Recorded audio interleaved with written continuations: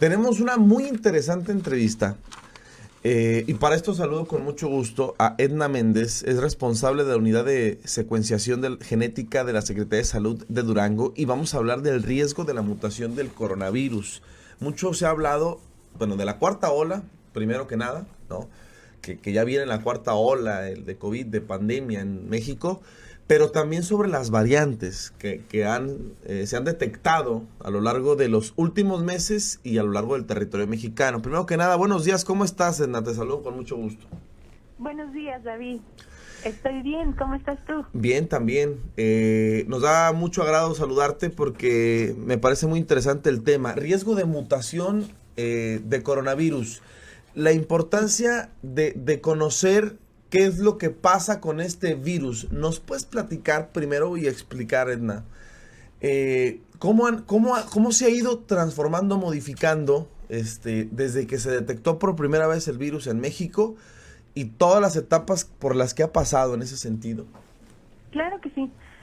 Mira, a inicios de este año, la variante prevalente era alfa. Alfa tuvo un aumento paulatino, pasando desde menos del 1% de prevalencia, más o menos hablando de la primera quincena de marzo.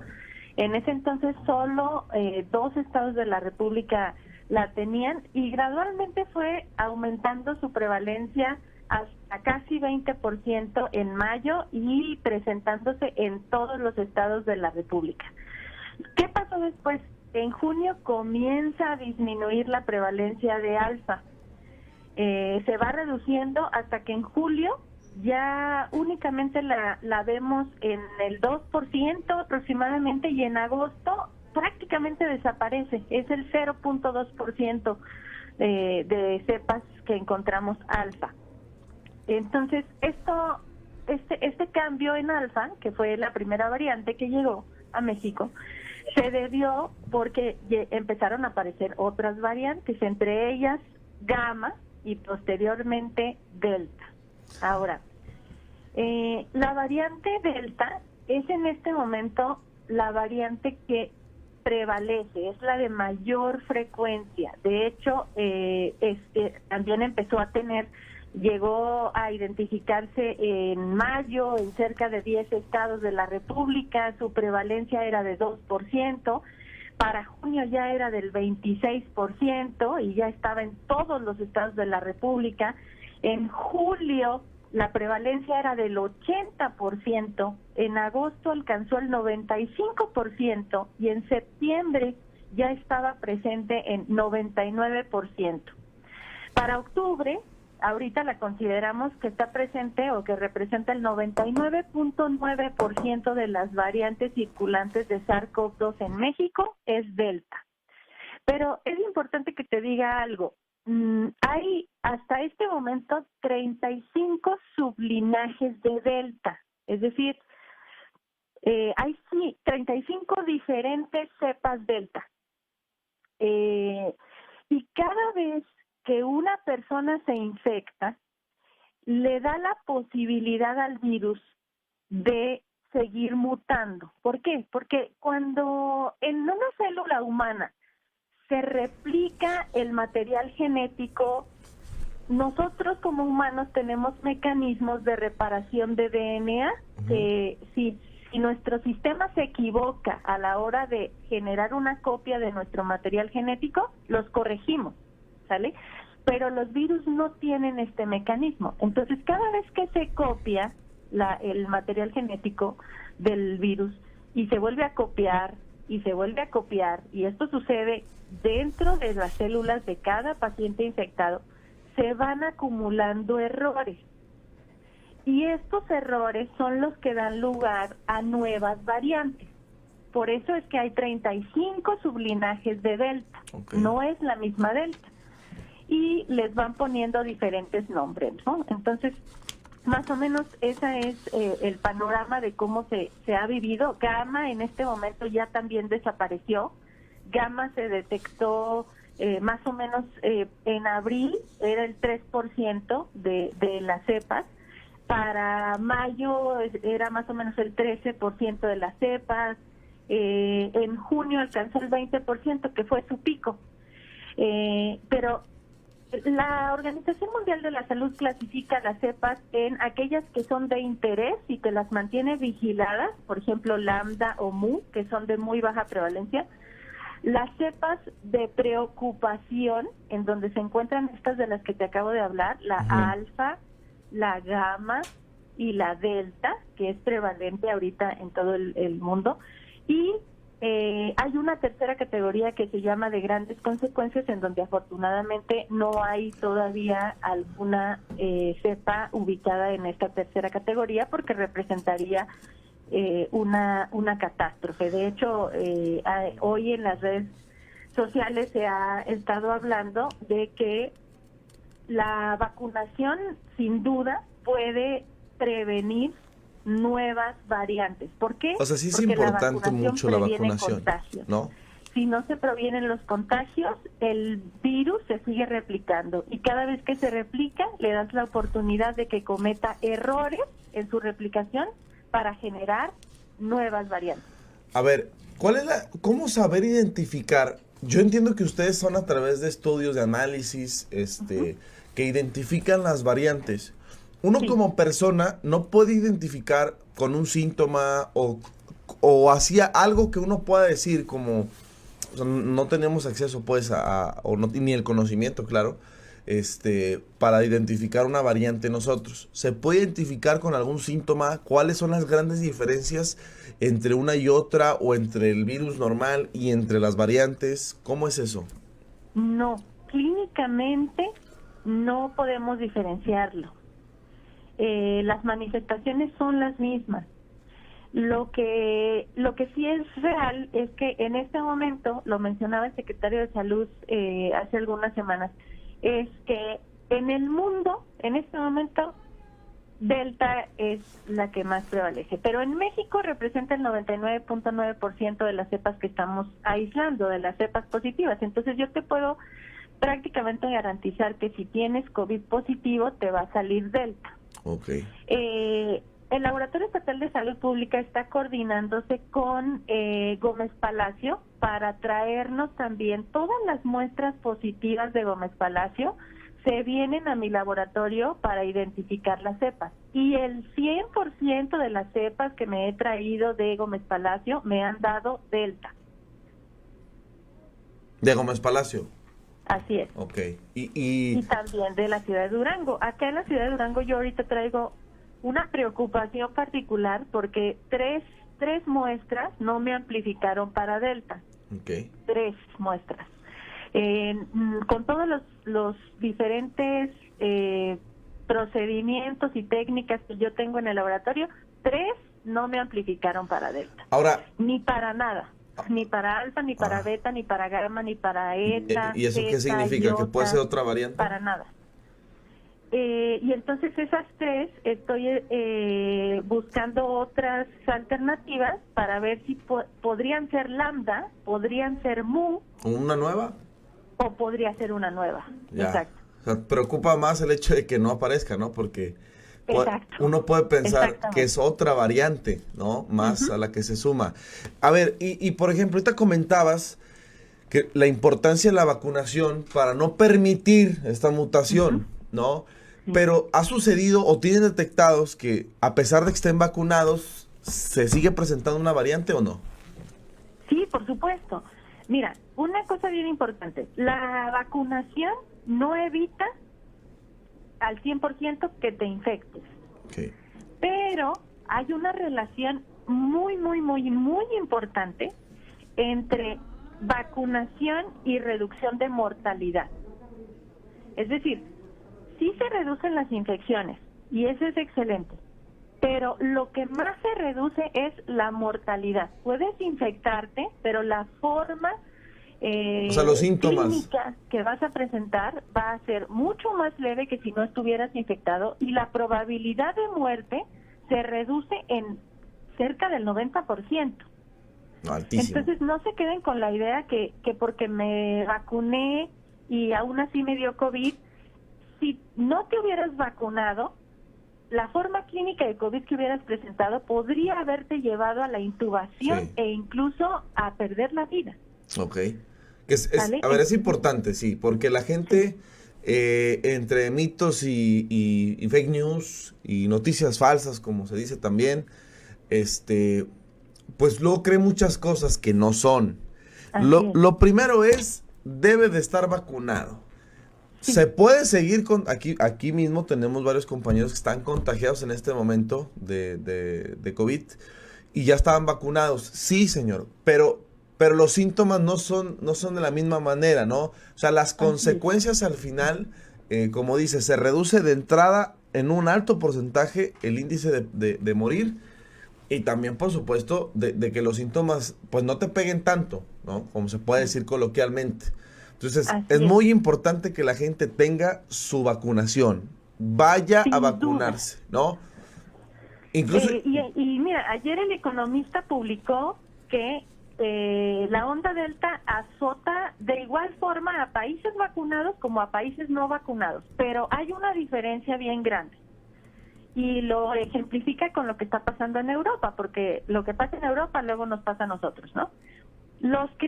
Aquellos países que tienen amplia vacunación causa enfermedad, pero pocas muertes.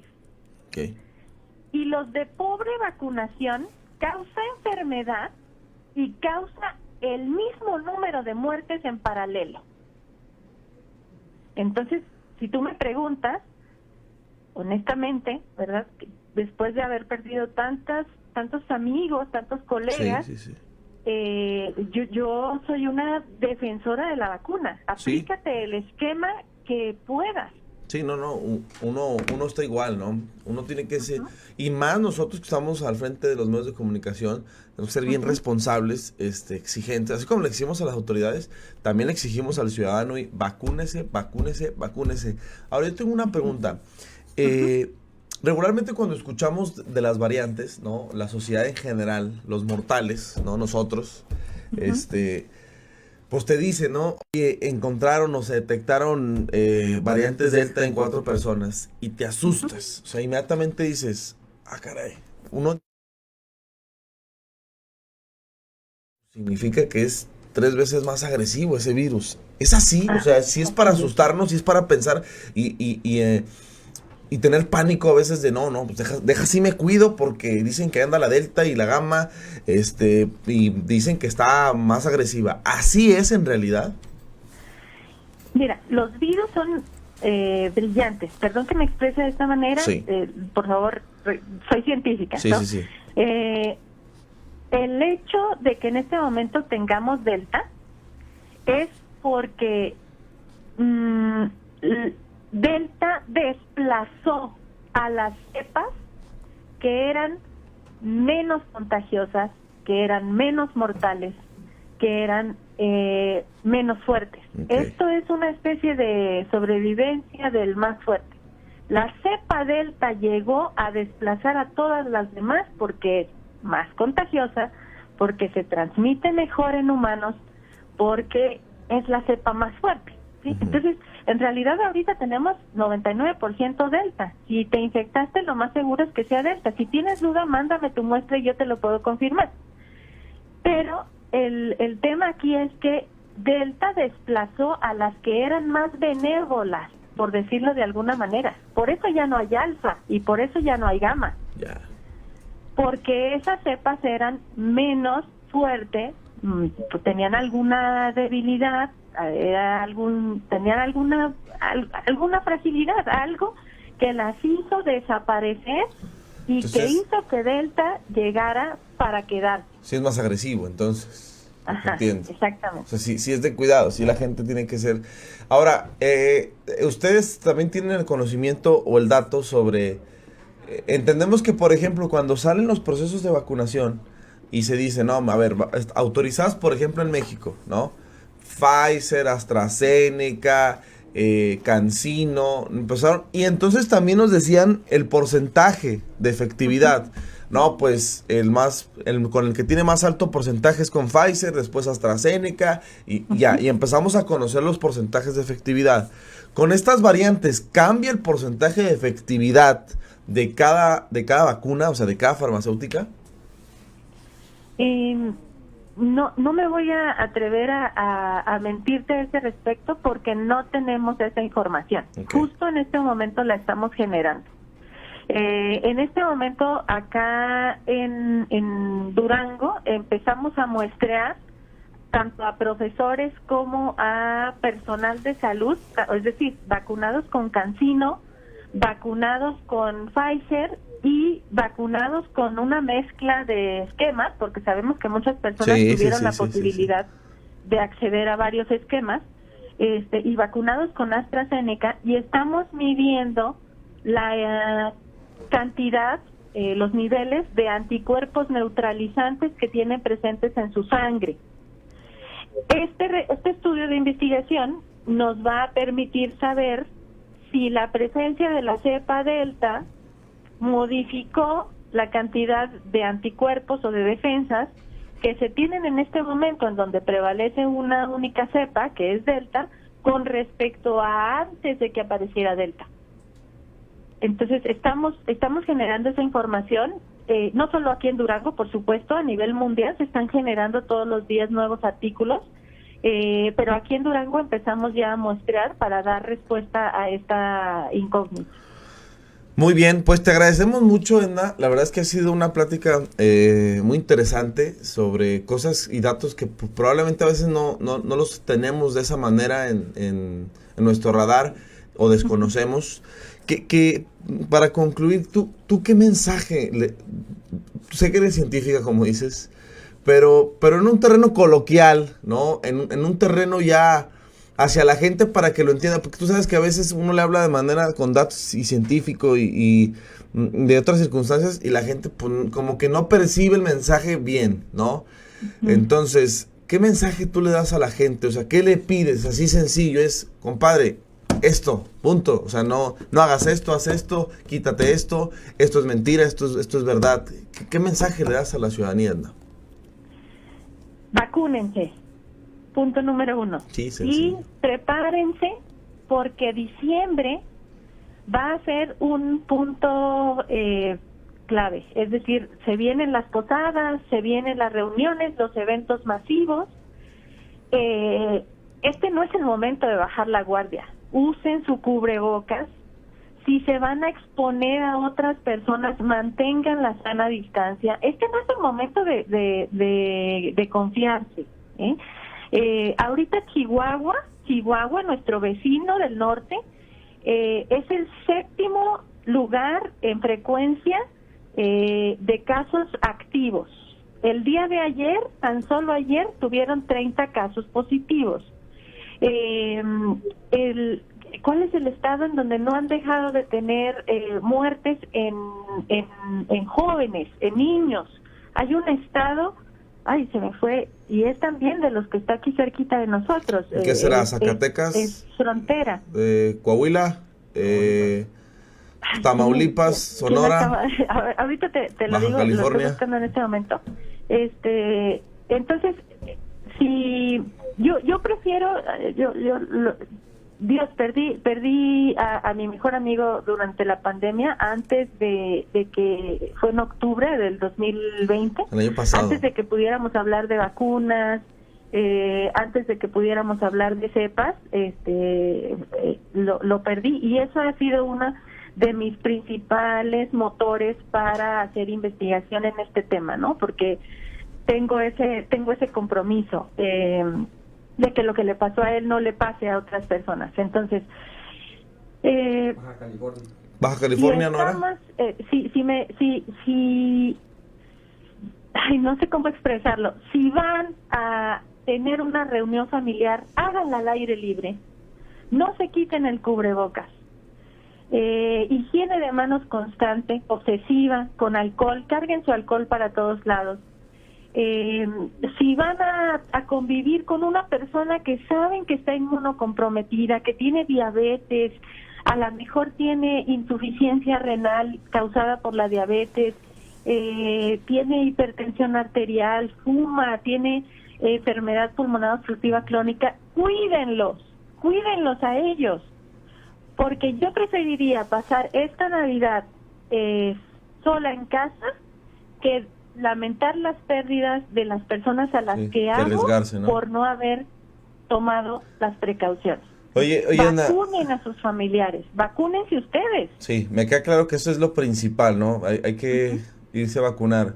Mucha gente, por las cosas que ahora mismo están permitidas, eventos, conciertos, partidos, y que en algún momento creo que incluso se relajan las medidas. O sea, ya tú llegas a algún lugar y ya ni gel te ponen.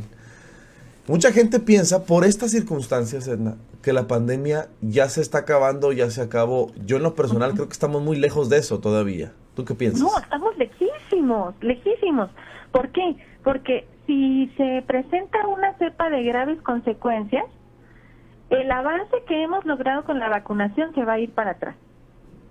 Y fue San Luis Potosí, es San Luis Potosí, el estado que registra muertes de menores de edad por COVID por tercer día consecutivo. Sí. Entonces, esto no ha parado. Mi esposo anoche tuvo guardia y me decía, esta va a ser una guardia muy pesada. Están llegando, acaba de llegar un COVID. ¿Ya es una realidad entonces lleno. La cuarta ola? Yo todos los días me entero por él, ¿no? O sea, que yo estoy en un laboratorio, finalmente soy un ratón de laboratorio, soy investigadora, pero él que está en la parte operativa, en la línea de fuego, ¿no?, empapada de cómo se va moviendo, y eso a mí me permite ir y muestrear para poder seguir generando información. Entonces, no se confíen, jóvenes, no quieren estar en la sala de espera de un hospital esperando noticias de un familiar. No hay peor sensación que esa. No, terrible. Y más en estas épocas, uno esperaría que estas épocas se fueran de felicidad, y no estar en un hospital y no estar preocupado por un familiar, por un conocido. Entonces sí, más vale, si va a recibir familiares, cuídese, y si mejor prefieres, y que creo que es la mejor condición, pues la Navidad y la posada, evitar la posada, la Navidad con muy poca gente, nada más ahí con los que viven en casa, evitar las fiestas y demás, pues mucho mejor. Eso nos va a ayudar a todos, a las estadísticas, nos va a ayudar también a disminuir el riesgo de contagios y de propagación del propio virus. Pues te agradezco mucho, Edna, por toda la plática y todos los datos que nos has dado. Te agradezco a ti la oportunidad, David. Muchísimas gracias. Muchas gracias y te mando un abrazo hasta allá. Edna Méndez. Hasta luego, David. Gracias. Responsable de la unidad de secuenciación genética de la Secretaría de Salud de Durango. Estuvimos platicando de los riesgos de mutación.